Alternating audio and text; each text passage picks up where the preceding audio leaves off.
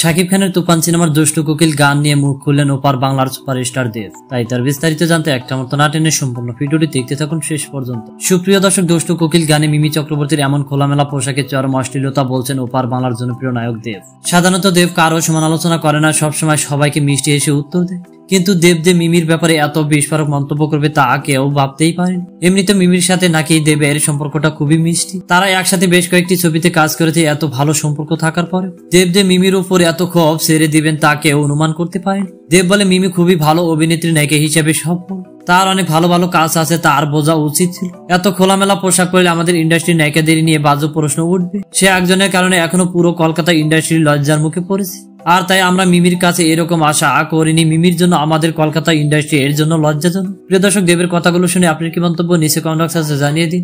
আর ভিডিওটি ভালো লাগলে একটা লাইক দিন, আর নিত্য নতুন আপডেট করাতে চ্যানেলটি সাবস্ক্রাইব করুন, পাশে থাকা বেল আইকনটি বাজিয়ে দিন। পুরো ভিডিওটি দেখার জন্য অসংখ্য ধন্যবাদ।